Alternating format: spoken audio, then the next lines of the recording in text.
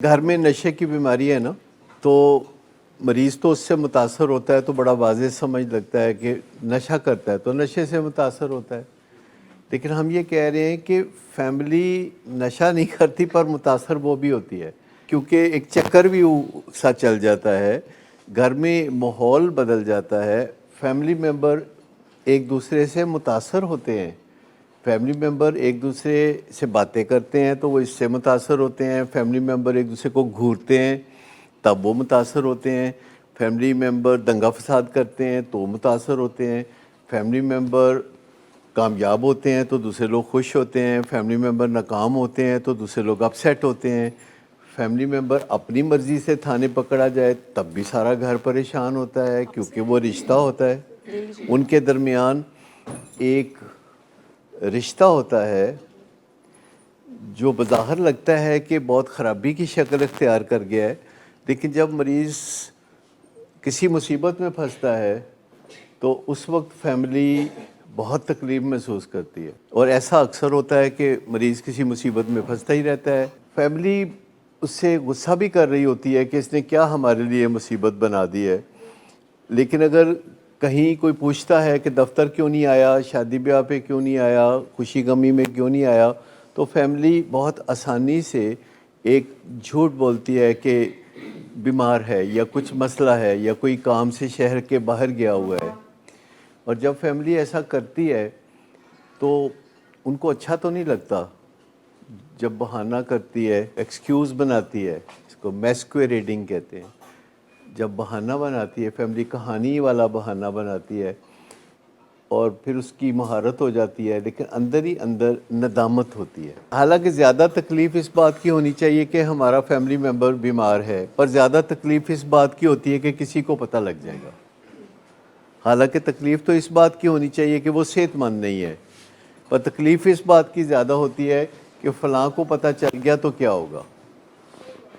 तो नशा किए बगैर ही मुतासर होने के कई तरीके हैं, जैसे मूड ख़राब रहना, कि मरीज़ ने नशा किया हुआ है तो मूड ख़राब होगा, मरीज़ ने नशा आज नहीं किया हुआ, कपड़े बदले हुए हैं, थोड़ा बहुत मुस्कुरा रहा है, कोई थोड़ा बहुत काम में मदद कर रहा है तो फैमिली खुश हो गई।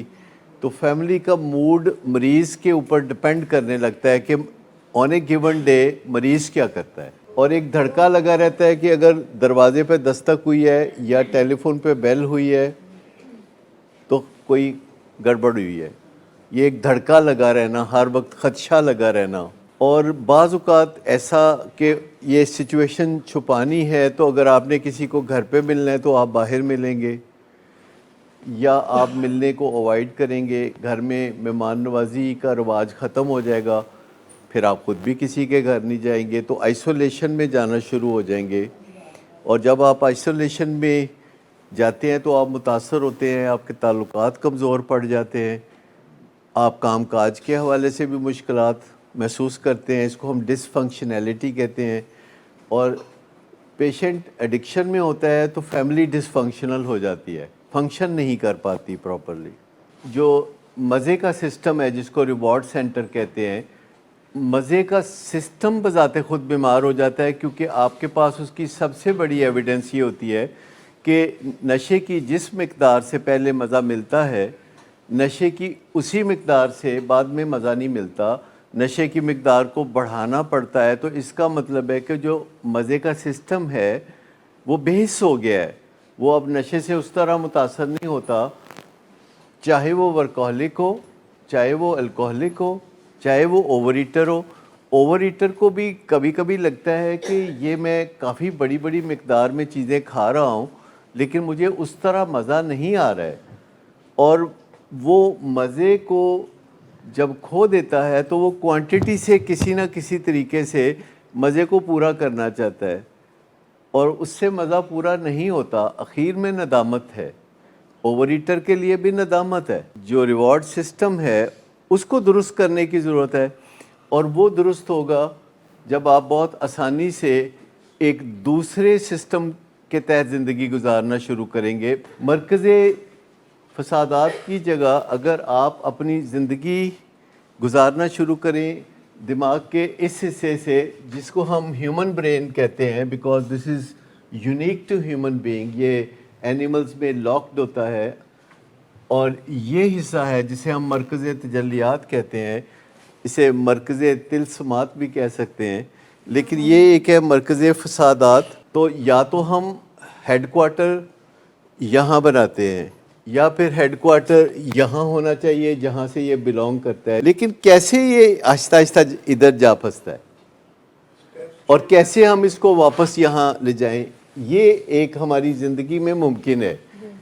एट ए बिगर स्केल शायद ये इतना आसानी से मुमकिन ना हो, लेकिन हमारी ज़िंदगी में मुमकिन है कि हम इसको थोड़ा सुस्त करें और इसको थोड़ा चुस्त करें। हर बंदा जो थोड़ा उम्र में बड़ा होता है, जैसे 50, 60, 65 का होता है, तो सुबह उठता है तो बिस्तर से पहले जो उठते ही चंद कदम होते हैं उसमें उसको मुश्किलात होती हैं क्योंकि जिस्म स्टिफ होता है, लेकिन 5 मिनट के अंदर, बल्कि 3 मिनट के अंदर जो है उसका जिस्म रिदम में आ जाता है और वो उसकी कंडीशन चेंज हो जाती है। तो वो कैसे चेंज हो जाती है? क्योंकि एंडोर्फिन्स और एनकैफ्लिन्स फ्लो करना शुरू कर देते हैं और हमारे ये जो न्यूरोट्रांसमीटर्स हैं जब ये फ़्लो करते हैं तो इनका जो असर है वो 1,86,000 मील फ़ी सेकंड की रफ्तार से होता है। सो कितना क्विक सिस्टम है। और जब आप 25 मिनट 30 मिनट वॉक करते हैं, और इसी वजह से एक्सरसाइज को कीस्टोन हैबिट कहते हैं। कीस्टोन का मतलब है चाबी से, ऐसी चाबी जिससे पत्थर का ताला भी खुल जाए, कीस्टोन हैबिट। और इस तरह की और चीज़ें हैं। अगर आप इसको एक्टिवेट करना चाहते हैं तो एक्सरसाइज से मदद मिलेगी, क्योंकि एक्सरसाइज करने से ये हिस्सा जो है वो फ़ौरन एक्टिव होगा क्योंकि वो एक कीस्टोन हैबिट है। और अगर आप नींद पूरी करते हैं तब भी यही हिस्सा एक्टिव होगा क्योंकि नींद पूरी करने से, ठीक, अगर आप ताल्लुकात सही रखते हैं, फसाद नहीं करते और एक दूसरे को घुरियाँ नहीं डालते, हाथापाई नहीं करते, तो ये हिस्सा जो है फिर एक्टिव तो नहीं होगा। और जब लंबे अरसे तक ये एक्टिव नहीं रहेगा तो इसको भी कुछ थोड़ा चैन नसीब हो जाएगा। इसी तरीके से अगर हम अपनी डाइट पे भी तवज्जो दें और डाइट को ऐसे प्लान करें कि वो हमारी एनर्जी को ऊपर करे, जो चीज़ें खा के एनर्जी ऊपर हो वो चीज़ें खाएं। जो चीज़ें खा के तो बंदा एनर्जी से महरूम हो जाता है। और डेफिनेटली आप कभी सुबह निहारी खा के देखें, पाए खा के देखें मगज़ के साथ, और रोगनी नान खा के देखें, उसके बाद काम काज नहीं हो सकता, उसके बाद लमलेट हो सकते हैं आप। मरीज़ों में नशे से निजात के लिए तहरीक पैदा करना ज़रूरी है। अच्छा, इसमें जो दूसरे नंबर वाले को मिला के पढ़ें 5वें नंबर के साथ, तो फिर कैसे लगेगा? नशे की बीमारी सिर्फ मरीज़ से नहीं पूरी फैमिली से ताल्लुक़ रखती है। यानी अगरचे नशे की बीमारी का आगाज़ मरीज़ के अंदर होता है, उसके जिस्म के अंदर होता है, फिर उसके नफ्सियात मुतासर होती है, फिर उसकी हरकत और उसका सोशल सिस्टम मुतासर होता है, ताल्लुकात मुतासर होते हैं। फैमिली को एहसास दिलाना कि वो नशे के बगैर ही नशे की बीमारी से मुतासर हो चुके हैं, मतलब रोगी हो चुके हैं, रोग सा लग गया है, समझ नहीं लगती क्या करें, फ़ैसले नहीं हो पाते, और बिहेवियर जो है एक दिन अपने मरीज़ के साथ बहुत अच्छा होगा, अगले दिन मरीज़ के साथ भी बहुत बुरा होगा। तो दूसरे लोगों के साथ भी उनका जो मूड है अगर अच्छा होगा तो वो मूड अच्छे की वजह से अच्छी बात कर लेंगे, मूड बुरा होगा तो वो मिलना भी नहीं चाहेंगे। और मूड की ख़राबी की निशानियाँ फैमिली में भी बहुत वाज़ेह होती हैं। और ज़िंदगी हमारी दो चीज़ों के लिहाज से बहुत मुतासर होती है। एक कि अगर हमारा मूड ख़राब है तो हमारी ज़िंदगी ख़राब है, चाहे हमारे पास दुनिया जहान की मालो दौलत हो, सहूलतें हों और तालीम हो, शोहरत हो, इज़्ज़त हो दुनिया की नज़र में, लेकिन अगर हमारा मूड ख़राब है और डिप्रेशन है तो ये सब कुछ बेकीमत लगता है। ये एक सिंपल सी बात है। और अगर ज़िंदगी गुजारने में मज़ा नहीं आ रहा तो विल टू लिव कमज़ोर पड़ जाएगी। अगर ज़िंदगी गुजारने में मज़ा आ रहा है, आपका वाईफाई स्ट्रॉन्ग जा रहा है, अगर आपकी ज़िंदगी में कारोबार है जो आप चाहते हैं जल्दी से सुबह और मैं कारोबार पे जाऊं, یا کاروبار کو ایکسپینڈ کروں یہ سوچے بغیر کہ بعد میں اس کو کیسے ہینڈل کروں گا.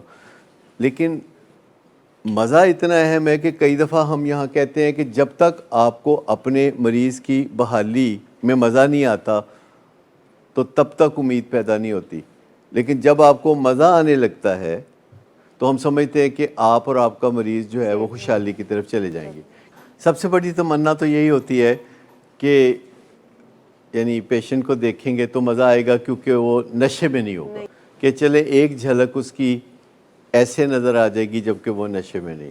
یہ ایک ان کی بڑی تمنا ہوتی ہے اور اس کے لیے وہ ہمارے لیکچر بھی سن لیتے ہیں جو بعض اوقات ان کے لیے کافی انگزائٹی پیدا کرنے والے ہوتے ہیں کیونکہ ہم حقائق پہ بات کر رہے ہوتے ہیں اور کئی دفعہ ہم بات کرتے کرتے یہ بھول جاتے ہیں کہ آپ کے کندھے کتنا بوجھ اٹھا سکتے ہیں اور کئی دفعہ آپ میں بے چینی یا تکلیف کے جذبات کو ہم سمجھ نہیں پاتے اور آپ کئی دفعہ نہیں چاہ رہے ہوتے کہ ہم مشکل موضوعات پہ بات کریں. آپ چاہ رہے ہوتے ہیں کہ ہم آپ کو اس دن امید دیں, اچھی اچھی باتیں کریں, اچھی اچھی باتیں. تو دو باتیں تو زندگی میں آپ میرے خیال میں سب لوگ ایگری کریں گے کہ برا محسوس کرنا آپ واقف ہیں. بہت سارے لوگ تو اس بات سے واقف نہیں کہ یہ برا محسوس کرنا کیا ہوتا ہے اور مزہ آنا یا نہ آنا آپ اس بات سے واقف ہیں کہ مزہ آتا ہے کہ نہیں آتا زندگی میں.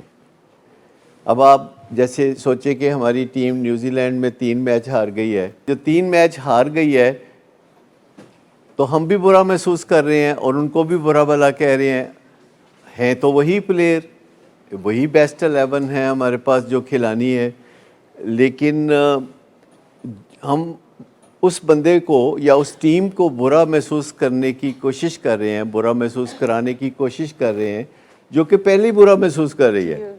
اپنی پرفارمنس خراب ہونے کی وجہ سے وہ پہلے ہی برا محسوس کر رہی ہے ٹیم. اوپر سے ہم جو ہیں ان کا بستی پروگرام ٹی وی پہ شروع کر دیتے ہیں.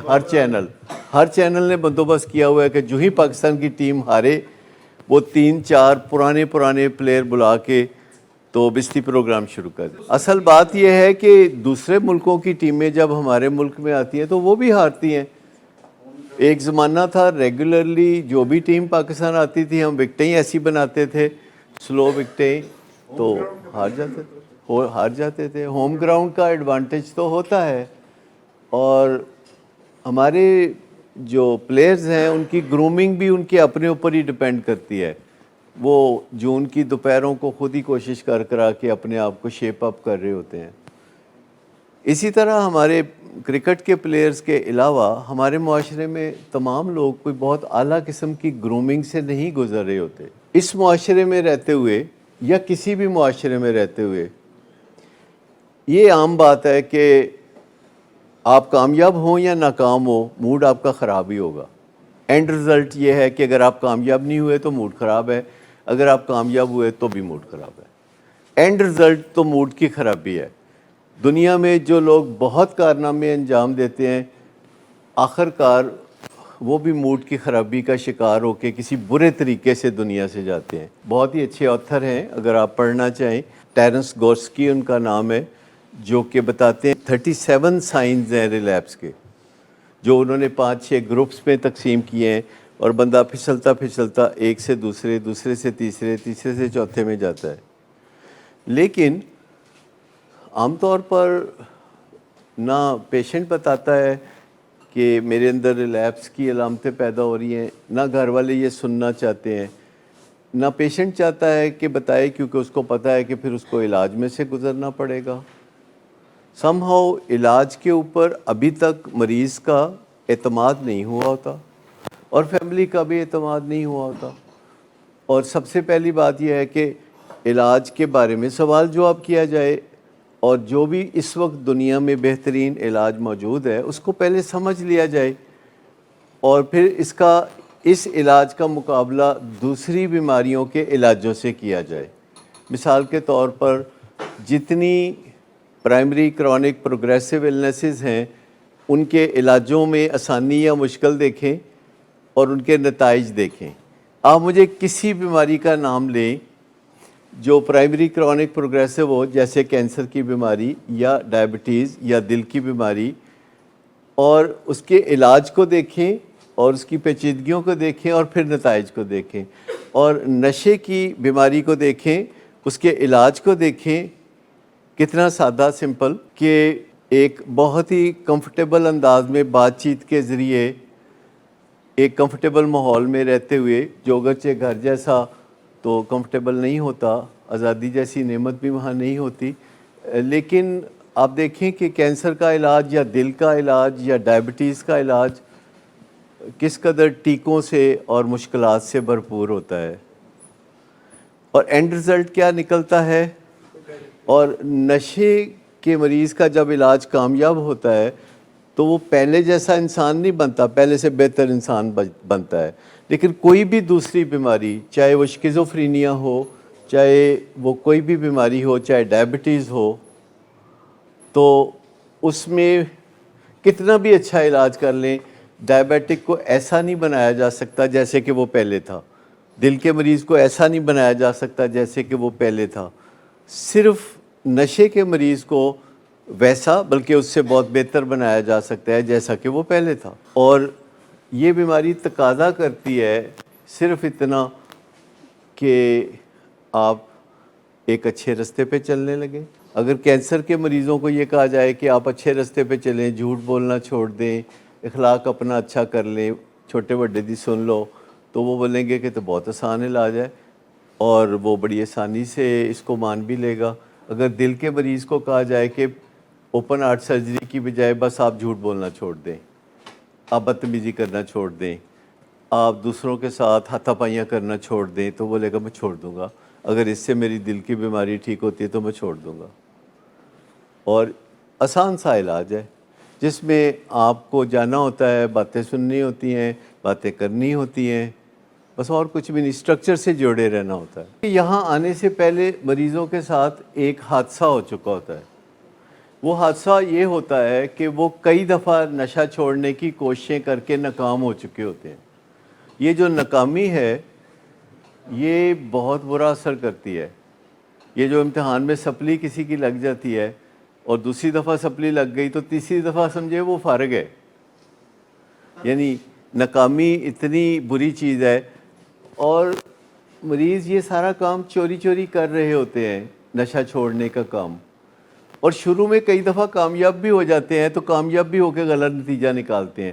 کہتے ہیں دیکھو نا میں کامیاب ہو گیا نا، اچھا ہن میں کر لینا نشہ، جو چھڑنا ہوئے گا انجی چھڑ دیا گا. یہ تجربہ ہے نا آپ کا کہ بھئی میں نے تو دیکھو نا کامیابی سے کیا، کامیابی سے چھوڑ دیا، ہن ایڈی کالی بھی کوئی نہیں ہے، نو پاسے رکھو پروجیکٹ نو. یہ بالکل وہی حالت ہے کہ ایک خاتون جو ہے وہ گاڑی پہ سوار ہوئیں اور جوتی انہوں نے باہر اتار دی احتیاطاً، جیسے گھروں کے باہر جوتی اتار دیتے ہیں، تو وہ گاڑی چل پڑی. تو جب وہ اپنی منزل پہ پہنچی اور پلیٹ فارم پہ اتری تو وہ اپنی جوتی ڈھونڈ رہی تھی، اور اسٹیشن تو بدل چکا تھا، جوتی تو وہاں تھی نہیں. تو اگر آپ 2022 میں ایک کامیاب تجربہ کرتے ہیں کہ چند دن نشہ کرنے کے بعد آپ چھوڑ دیتے ہیں، تو پھر آپ 2024 میں اس چیز کو اپلائی نہیں کر سکتے.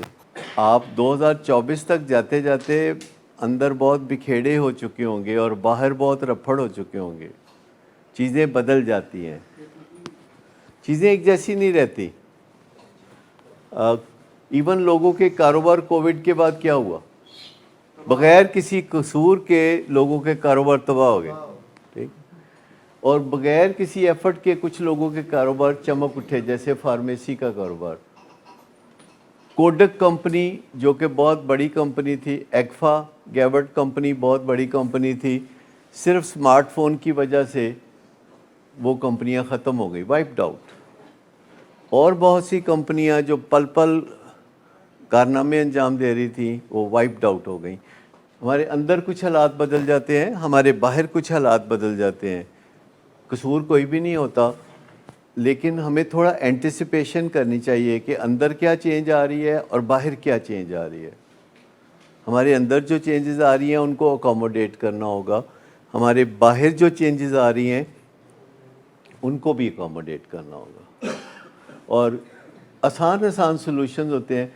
سنگل موسٹ جو ایزی سلوشن ہے کہ بچہ نشے میں نہ پڑے، 5 साल की उम्र से पहले थोड़ा सा काम कर लें कि उसको ज़िम्मेदारियां दे दें जो 5 साल की उम्र के लिहाज से अप्रोप्रिएट हो, मुनासिब हो।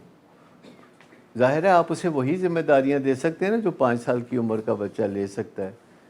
एक तो आप ये कर लें कि उसको कुछ ज़िम्मेदारियां दे दें। दूसरी बात है कि उसको इस तजर्बे में से गुजरने दें कि हर बात हर बंदा नहीं मानता, और अगर कोई बंदा बात नहीं मानता तो मूड ख़राब होता है, तो थोड़ी देर में बंदा ठीक कर लेता है उसको। अगर हम उसे बता दें कि तुमने कोई टॉप नहीं करना, तुमने अच्छी तालीम हासिल करनी है, तुमने इल्म हासिल करना है, तुमने बॉल पे नज़र रखनी है, स्कोर पे नज़र नहीं रखनी, बॉल पे नज़र रखनी है। देखिए हमारी ज़िंदगी में हमारी नज़र बॉल पे नज़र होती है तो सब ठीक रहता है, जब हम स्कोर बोर्ड पे नज़र कर लेते हैं तो टेंशन होती है।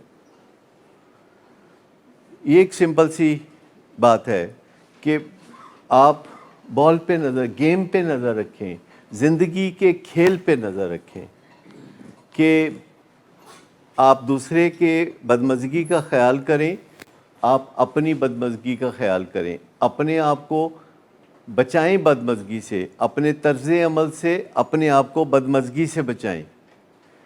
आप बहुत नाजुक हैं, आप बहुत कीमती हैं, मैं आपको बताऊं।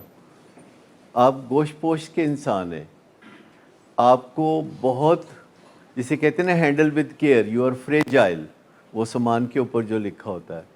और जो ज़िंदगी आगे बढ़ती है और ज़िंदगी फास्ट ट्रैक पे आती है, आपको ज़रा और मोहतात होने की ज़रूरत होती है। मुझे बताएं कि जब आप गाड़ी चलाते हैं मोटरवे पे, तो फिर आप साथ टेक्स्ट मैसेज नहीं करते, वैसे तो कभी भी नहीं करते, लेकिन अगर घर के अंदर आप गाड़ी स्टार्ट करके अभी बाहर निकाल रहे हैं और बीच में टेक्स्ट मैसेज कर रहे हैं तो शायद आप हादसे से बच जाएं। लेकिन जो आप फास्ट ट्रैक पे जाते हैं ज़िंदगी में, जो आपकी ज़िम्मेदारियां बढ़ती हैं, तो आप ये काम नहीं कर सकते बेहतियाती वाले। और छोटे बच्चे के साथ तो बहुत आसानी से आप उसे शुरू में ही सही ढंग पे ज़िंदगी के डाल सकते हैं। एग्जेक्टिव स्किल्स हैं, 12 हैं। अपने बच्चे के अंदर आप मुसलसल उनको देखते रहें। आप अगर सेल फ़ोन यूज़ करते हैं तो कितनी एडवांटेजेस हैं, तो जो लोग सेल फ़ोन बनाते हैं वही ये तर्ज़ ज़िंदगी बनाते हैं, वही सलूशन बनाते हैं, ये वही लोग होते हैं। जो हवाई जहाज़ बनाते हैं वही लोग तर्ज़ ज़िंदगी को निखारते संवारते हैं, ये एक ही किस्म के लोग हैं। तो आपको कितना भरोसा होता है कि ये आईफोन है तो इसके अंदर ये क्वालिटीज़ होंगी, लेकिन आपको अभी भरोसा नहीं होता कि जो एग्जेक्टिव स्किल्स बनाते हैं, जो इफ़ेक्टिव हैबिट्स बनाते हैं, जो इफ़ेक्टिव लाइफस्टाइल बनाते हैं, तो वो भी वही साइंसदान हैं। ये जो मरकज़ फसादात है, यहाँ का यहाँ से फासला 3.5 इंच का है। सारी रिकवरी इसी डलवान पे है, यहाँ से यहाँ तक, कि आपने इसको ठंडा करना है, इसको गर्म रखना है, इसको एक्टिवेटेड रखना है। सिंपल सी बात है, और उसके लिए बहुत आसान तरीके हैं। बेस्ट तरीका है, आज ही मैं किसी को बता रहा था, कोई बाइपोलर है, एडिक्शन में नहीं है, बहुत अच्छा फंक्शन करता है, पाकिस्तान में बैठ के अमेरिका की स्टॉक एक्सचेंज के अंदर बेहतरीन काम करता है, लेकिन बाइपोलर है, मेडिकेशन पे है, और बाइपोलर का ये वाला हिस्सा हर वक्त ज़्यादा एक्टिव रहता है। उसे बहुत कोशिश करके इसे ठंडा रखना होता है, तब जाके ये कहीं गर्म होता है, तब जाके कहीं ये चलता है निज़ाम। तो मैंने उसे कहा कि देखो, तुम्हें पहले भी मैं कह चुका हूँ कि तुम अपने सब्जेक्ट पे किताबें पढ़ो। वो जो स्टॉक एक्सचेंज में काम करता है, वो उसकी कोई छठी हिस्सा है जो कि उसको प्रॉफिटेबिलिटी की तरफ ले जाती है, और बीच में कोई 7वीं हिस्सा है जो उसे नुकसान की तरफ ले जाती है। तो वो मुझे बता रहा था कि मुझे नहीं समझ लगती कि कब मुझे किसी हरकत से प्रॉफिट हो जाता है और कब किसी हरकत से नुकसान हो जाता है, पर ओवरऑल गुजारा चल ही रहा है। तो मैंने कहा कि तुम प्रिंसिपल सेंटर्ड क्यों नहीं हो जाते, तुम तुक्केबाजी क्यों करते हो? क्योंकि स्टॉक एक्सचेंज में स्पेकुलेशन होती है जिसे हम तुक्केबाजी कहते हैं, और स्टॉक एक्सचेंज में प्रिंसिपल सेंटर्ड अप्रोच होती है। एक प्रिंसिपल ये है कि जब कोई प्रोडक्ट जो है महंगी हो रही हो तो you have to sell. Some of it. और जब कोई प्रोडक्ट जो है सस्ती हो रही हो तो you have to buy some of it at least. लेकिन जब प्रोडक्ट सस्ती हो रही है तो लोग डर के अपना माल बेचना शुरू कर देते हैं, और उसी वक्त कुछ ऐसे लोग हैं जो माल ख़रीदना शुरू कर देते हैं जिनको समझ होती है कि ये प्रिंसिपल है कि जब प्रोडक्ट की कीमत कम हो रही है तो आपने ये नहीं सोचना कि ये ज़मीं बॉस हो रही है, यानी आपने ये नहीं सोचना कि ये ज़मीं बॉस हो जाएगी, क्योंकि जो किसी भी प्रोडक्ट की कीमत होती है वो पेंडुलम की तरह चलती है। पेंडुलम का मतलब है कि अगर यहाँ से चली है तो यहाँ तक ही जाएगी, बहुत ऊंची नहीं जाएगी, लास्ट इधर थी तो फिर नीचे आएगी तो फिर वहाँ तक ही जाएगी, और फिर वापस उसने आना है तो वहीं तक आएगी। को बहुत ज़्यादा फ्लक्चुएशन इससे ज़्यादा नहीं आ सकती। तो पास्ट का रिकॉर्ड आपके पास है और आप उसके हिसाब से इस असूल को एडहेयर करेंगे स्टॉक एक्सचेंज में कि अगर प्रोडक्ट महंगी हो रही है तो आप कुछ ना कुछ ज़रूर बेचेंगे। आप इस पे तकिया नहीं करेंगे कि खूब महंगी हो जाए तो फिर मैं बेचूं। अब थोड़ा थोड़ा बेचना शुरू कर देंगे, जितने महंगाई के झटके आएंगे आप उतना ज़्यादा बेचेंगे। और अगर कोई चीज़ सस्ती हो रही है, थोड़ी सस्ती हो रही है तो थोड़ी ख़रीद लें, ज़्यादा सस्ती हो रही है तो ज़्यादा ख़रीद लें, और ये सारा कारोबार ऐसे ही बैलेंस होता है। वैसे मैं ये नहीं कह रहा है काम ना करना तो नहीं वारी। तो मैंने उसे कहा कि देखो तुम किताबें पढ़ो, स्टॉक एक्सचेंज के बारे में तुम किताबें पढ़ो कि वो कैसे चलती है, और अमेरिकन स्टॉक एक्सचेंज जहाँ तुम काम करते हो वहाँ सारा रिकॉर्ड मौजूद है। और मैंने कुछ नाम बताए उसको कि फ़लाँ किताब फ़लाँ किताब फ़लाँ किताब पढ़ लो। कहता है बचपन तो किताबां पढ़न तो नसदा रहा। मैं क्या इसी वजह से तुम्हारा यहाँ से काम चलता है। जो बंदा भी किताबें पढ़ने से भागेगा उसका निज़ाम यहाँ से चलेगा, जो बंदा किताबें पढ़ेगा उसका निज़ाम यहाँ से चलेगा। यहाँ से निज़ाम दो चीज़ों से चलता है, एक है डिवाइन गाइडेंस कि आप सोचते हैं, इस्तगराक करते हैं तो फिर आपके ज़हन में अच्छे आइडियाज़ आते हैं। पहले एक आइडिया आता है तो आप सोचते हैं कि ये बेहतरीन आइडिया या बेहतरीन आइडिया इसके अलावा कोई और है। आप मुतमिन नहीं होते, आप कहते हैं अच्छा लगता है पर इससे भी कोई अच्छा आइडिया होगा। तो ये डिवाइन गाइडेंस है, ये कुदरत की तरफ से यहाँ पे डिवाइन गाइडेंस उतरती है जिसे हम कशफ कहते हैं, आमद कहते हैं और कई नाम मुख्तलिफ देते हैं। लेकिन एक ड्रिवन गाइडेंस है, ड्रिवन, जो कि किताबों से, गूगल से, इंटरनेट से आप ड्राइव करके घसीट के लाके तो यहाँ डालते हैं और यहाँ का काम गर्म रखते हैं, यहाँ का काम ठंडा रखते हैं। आप मुझे बताइए कि जो ड्रिवन गाइडेंस है उसमें से कितने लोग कितनी जल्दी भाग जाते हैं स्कूल, कॉलेज, यूनिवर्सिटी से? ड्रिवन गाइडेंस कितनी जल्दी भाग जाते हैं। दुनिया की जितनी भी बेहतरीन कंपनियां हैं वो अपने एम्प्लॉयज़ के लिए ट्रेनिंग का बंदोबस्त करती हैं, और आप जाके उन ट्रेनिंग्स का हाल देखें कि 10 बंदे अंदर और 20 बाहर होते हैं जो सिगरेट पी रहे होते हैं, खड़े होते हैं, और कंपनी अपना सरमाया उन लोगों पे ज़ाया कर रही होती है। तो ये इतना सा काम है कि इसको एक्टिव रखना है तो आपको या तो अकेले बैठ के सोचना होगा या फिर आपको कोई ना कोई सोर्स ऑफ नॉलेज से कनेक्ट होना होगा।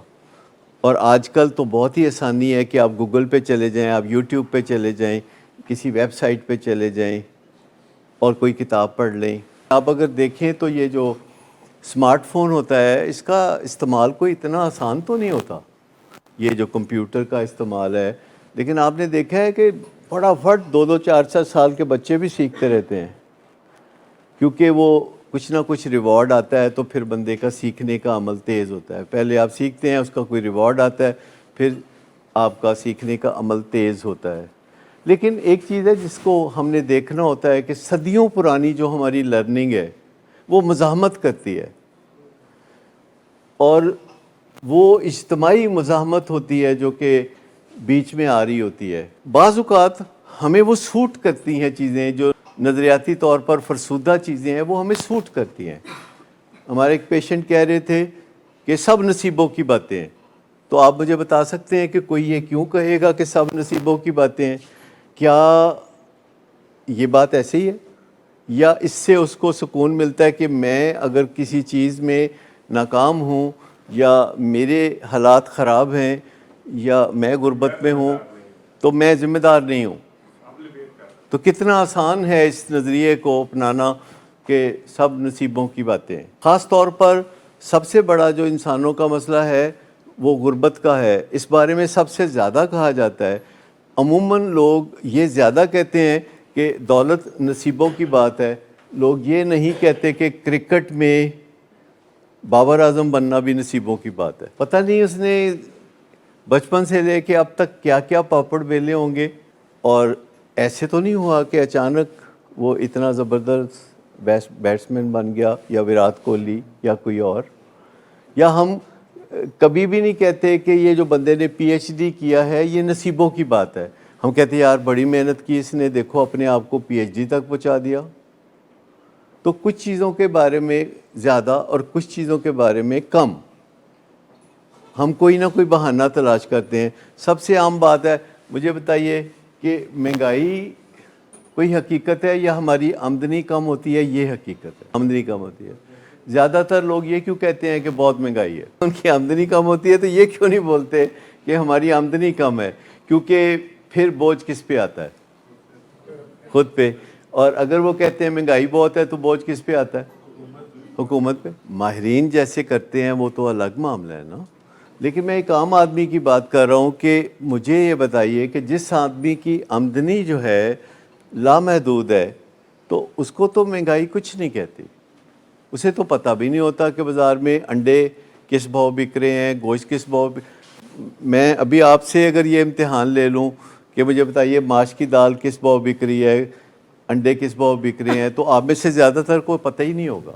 آپ کے گھر میں روزانہ یہ رونا بھی نہیں ہوتا مہنگائی بہت ہے، بل آ گیا ہے ان کی کریں گے، مطلب فلانی چیز ہو گئی ہے ان کی کریں. مطلب بہت بڑے مسئلے ہیں گھروں میں کہ بل آ جائے تو رونا پڑ جاتا ہے.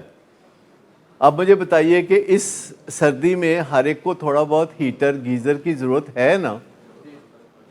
تو آپ اگر سوچیں تو یہ اصل میں آمدنی نہ ہونے کا مسئلہ ہے. اور اگر ہم یہ بات تسلیم کر لیں کہ ہماری آمدنی کم ہے اور اس کی وجہ سے شیم محسوس نہ کریں، غور و فکر کریں، کیونکہ اگر شیم محسوس کریں گے تو آپ یہاں پہنچ جائیں گے اور چھپ جائیں گے. اور اگر آپ سوچ بچار کریں گے تو آپ یہاں پہنچ جائیں گے، اور اچانک آپ کے ذہن میں کوئی خیال آئے گا کہ اپنی آمدنی کو کیسے بڑھانا ہے.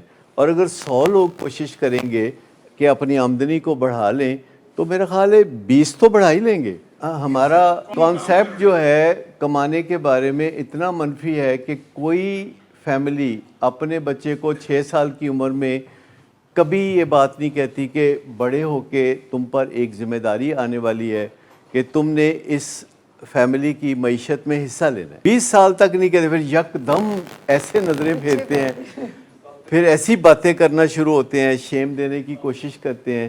لیکن زیادہ تر مطلب ایک بوڑھا باپ ہوتا ہے جو ایک جاب کر رہا ہوتا ہے، وہ ایک جاب اور کر لیتا ہے، پھر وہ ایک تیسرا جاب کر لیتا ہے، اور سویرے اٹھ کے اپنے نوجوان بچوں کو سگریٹ کے لیے پیسے بانٹ رہا ہوتا ہے. جتنا یہ سگریٹ بازی ہے، جتنا یہ نشے بازی ہے، اس کا فنانسر کون ہے؟ یہ بڑے حاجی صاحب کا کام ہے. سوچنے کی بات ہے نا، بندہ سوچ لے یار کہ میں کیا کر رہا ہوں. بڑے آرام سے، میں امیر لوگوں کی بات نہیں کر رہا، غریب لوگ جو ہیں جن کے والد 2 جاب کرتے ہیں، 3 جاب کرتے ہیں، وہ پاکٹ منی دے رہے ہوتے ہیں اپنی جوان اولاد کو، اور ان کی ماں کبھی کبھی کہتی ہے کہ تم کوئی کام کیوں نہیں کر لیتے؟ کہتا دسو ہن میں ملازمت کراں. مطلب وہ حد تک سمجھتا ہے اپنی کہ وہ اس کو بہت اونچی درجے کی ملازمت چاہیے. وہ آپ کو پتہ نا، میں ایک دفعہ بتا رہا تھا کہ ایک بچہ ہے جس کے سسرال والوں نے کہا کہ ہم کوئی 1.5 کروڑ اس میں انویسٹ کر دیتے ہیں تو یہ کاروبار کر لے، کیونکہ وہ اپنے سسرال پہ پڑا ہوا تھا مالی طور پر. تو سسرال والوں نے سوچا کہ روزانہ اس کو مچھلی کھلانے کی بجائے کوئی کاروبار ہی کرا دیا جائے. اور انہوں نے لڑکے کے والد سے پوچھا، لڑکے کے والد نے مجھ سے مشورہ کیا. میں کیا بالکل کاروبار نہ کرائے، ان کو کہے کہ جیسے ہر مہینے یہ بوجھ اٹھایا ہوا ہے نا اٹھائی رکھیں، اس سے کم از کم آپ کے تعلقات تو خراب نہیں ہوں گے. کیونکہ اگر آپ نے 1.5 کروڑ دے دیا کاروبار کے لیے تو جو بندہ ملازمت نہیں کرتا اس سے کاروبار کہاں ہونا ہے. ملازمت کے لیے جب اسے کہا جاتا ہے تو کہتا ہے 50,000، ہن میں 50,000 دی ملازمت کراں گا. یعنی اس کے ذہن میں یہ ہے کہ کوئی بہت CEO قسم کی ملازمت. ہم 3 فیملیاں تھیں جن کے کوئی 7 افراد تھے اور ساتھ 3 پیشنٹ تھے جن کے ساتھ 10 لوگوں کے ساتھ میں بات کر رہا تھا. تو ان میں سے ایک نے کہا کہ ڈاکٹر صاحب جو بات آپ کہہ رہے ہیں اور جو بات میں کہہ رہا ہوں اس پہ ووٹنگ کرا لیتے ہیں. کبھی کبھی ہمیں لگتا ہے نا کہ ووٹنگ کرا لینے سے ہمیں صحیح حل مل جائے گا. اگرچہ دنیا میں ووٹنگ سے سیاست کے طریقے کے مطابق دنیا میں نظام بنایا جاتا ہے جسے ڈیموکریسی کہتے ہیں اور لوگ چنتے ہیں اپنے لیے، لیکن یہ وہ چاہت کی وجہ سے ایسا کیا جاتا ہے کہ لوگوں کی چاہت کو عزیز سمجھا جاتا ہے، لوگوں کی ضرورت کو عزیز نہیں سمجھا جا رہا. لوگوں کی چاہت ہوتی ہے کہ ان کی مرضی کا حکمران ان کے اوپر ہو. اس کا مطلب نہیں کہ جب اکثریت فیصلہ کرتی ہے تو وہ درست فیصلہ کرتی ہے. اگر آپ اس پہ تھوڑا جاننا چاہیں تو ایک ٹیڈ ٹاک ہے جس کا نام ہی یہی ہے، اوپر لکھیے گا ٹیڈ ٹاک اور اس کا آگے نام لکھیے گا میجورٹی از آلویز رانگ، اور وہ آپ کو تفصیل سے بتائیں گے کہ کیوں. کیونکہ میجورٹی جو ہے وہ تعمیری فیصلے نہیں کر سکتی. مجھے بتائیے کہ جہاز کسی بہت بڑی میجورٹی نے بنایا تھا یا کسی منورٹی نے بنایا تھا؟ 2 لوگوں نے. اور یہ سیل فون یا اے سی یا اس طرح کی کوئی چیز آپ دیکھ لیجئے، کوئی گروپ نہیں بناتا، کوئی بندہ ہوتا ہے جو کہ سوچ بچار کے ساتھ ایسے اقدامات کرتا ہے. یہ میجورٹی نے ڈسکور نہیں کیا تھا کہ کشش ثقل کیا ہوتی ہے. یہ ایک بندے کے سر پہ سیب گرا تھا. بہت سے لوگوں کے سر پہ بڑی آفتیں گرتی ہیں، ان کو کوئی پتہ نہیں چلتا.